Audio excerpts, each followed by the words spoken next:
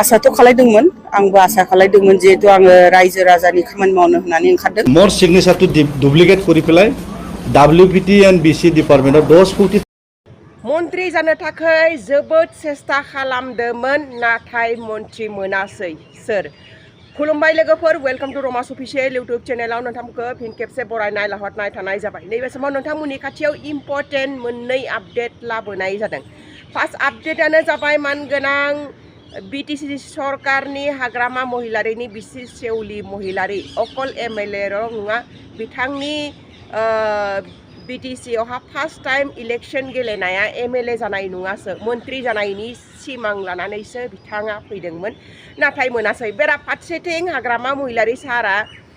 BTC नि chief बा BPF दोलोनि चिफआ बुङो जे मन्त्रिया जेबो खामानि मावनो हाया मन्त्रि आन्थायाल' खामानि मावनो हाया बा मन्त्रिखौ BTC आव नाङानो BPF दोलोनो मन्त्रिखौनो नाङा आरो लोगोसेनो प्रमिला रानी मेडाम बिथाङाबो बुंदों जे MLA आव थानानैनो खामानि मावनो हायो मन्त्रियालाय मा मन्त्रिया एसे एनैल'सो खामानि मावनो हायो मन्त्रि मोनाबाबो जायो MLA आवनो खामानि मावनो हायो नै बेबायदि खुरां गावसोरनि ग्रुपआवनो बुंदों गावसोरनि पार्टियावनो गावसोर बुंना लादों नाथाय बेराफारसेथिं सेउलि महिलारिया मन्त्रि जानो जोबोद गोसोमोन नाथाय मोनासै लोगोसेनो BTC निनो BPF दोलोनि EM मानगोनां प्रकाश बसुमतारी बिथांनि नामनि डुप्लिकेट सिगनेचार लानानै कुटि कुटि रां बोखांनाय नैबेबो दावराव आरो हमजाबायबो होननानै खोनानो मोन्दों आङो आगुङै नोंथांमोननो नैबे भिडिअ क्लिपखौ खिथिनो थांगासिनो लोगोसेनो नोंथांमोना जुदि आंनि चेनेलखौ दासिमबो साबस्क्राइब खालामाखै अन्नानै साबस्क्राइब खालामना ला आरो नटिफिकेसन बेल आइकनखौबो अन खालामना ला खालायदोंमोन आंबो आसा खालायदोंमोन जिहेतु आङो रायजो राजानि खामानि मावनो होननानै ओंखारदों आरो मन्त्रि जायोबा बांसिन खामानि मावनो हागोन आं बेखौबो आसा लाखिदोंमोन खिन्थु देरहानाया रायजोनि आशीर्बादाव देरहायो रायजोआ दिनैहाय आंनो दले गले भट होदों आरो सेस्टाखौ आंहा खालायनांगौमोन खारन आङो रायजोनि आसा लानानै देरहालांनाय मानसि गतिके आङो रायजोनो मोनसे उपहार होनो सानदोंमोन मन्त्रि हिसाबै जाहाथे आं बिसोरनि खामानिखौ मावनो हायो दा होनाय होयैया हाइकमान्ड जोंनि पार्टिनि प्लास NDA नि जाय लिडार बिसोरनि हाइकमान्डनि खोथा बाहाय रायजोआबो जेबो खालामनो हाया बा आंथ' सेस्था खालायदों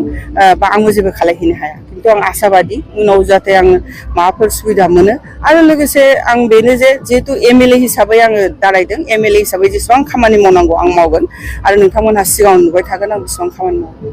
राजीव ब्रह्म বুলি এজন ভুৱৰাক আমি ইয়াত দেখিবলৈ পাইছোঁ তো ইয়াৰ পিছত আমি তেখেতক সোধা পোছা কৰিলোঁ তেখেতে কয় মই নহয় কিন্তু ইয়াৰ আগতো মই তেখেতক প্ৰমাণ পাইছোঁ ইয়াৰ আগতো তেখেতে এজন ল'ৰাৰ পৰা পইচা লৈ পেলাই এই এটা ৰাইটিং পেডৰ কাৰণে মনোজ মুছাহাৰীৰ নামত তেখেতে এলটমেণ্ট দি পেলাই পইচা সৰকাবৰ কাৰণে তেখেতে চেষ্টা কৰিছে এইটো মই প্ৰথম হিচাপে তেখেতক মই কনচিডাৰ কৰিছোঁ তো ইয়াৰ পিছত আৰু লাষ্টত আমি দেখা পালোঁ আমাৰ শিৱ মহাদেৱৰ OSD ধনঞ্জয় ব্ৰহ্ম তেখেতেও আৰু মোক এখন মোৰ চিগনেচাৰ থকা মোৰ ডুপ্লিকেট চিগনেচাৰ থকা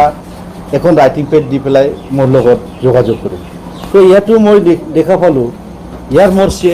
মোৰ চিগনেচাৰটো ডুপ্লিকেট কৰি পেলাই WPT এণ্ড BC ডিপাৰ্টমেণ্টৰ 10 কোটি টকাৰ এজন আমাৰ MSKK ইলেক্ট্ৰনিক্স থংলা ওদালগুৰি ডিষ্ট্ৰিক্টৰ এজন ব্যৱসায়ীক তেখেতে এই কামটো প্ৰদান কৰিব বুলি বা এলটমেণ্ট দিব লাগে বুলি তেনেকুৱা লিখা আমি এখন আৰু পত্ৰ পালোঁ তো এইটোতো কমপ্লিটলি মিছা এইটোতো মই মোৰ চিগনেচাৰ কেতিয়াও মই ৰাইটিং পেডত মই তেনেকুৱা কিবা দীঘলীয়া তেনেকুৱা মই চিগনেচাৰ নিদিওঁ শ্বৰ্ট চিগনেচাৰ মই দিয়ে তো এইটোতো মই কমপ্লিট ধনৰ লগত মই কথা পাতিলোঁ এইটো একদম ভুৱা ইয়াৰ ব্যৱস্থাটো মই আইনগতভাৱে মই ল'ম বুলি কয়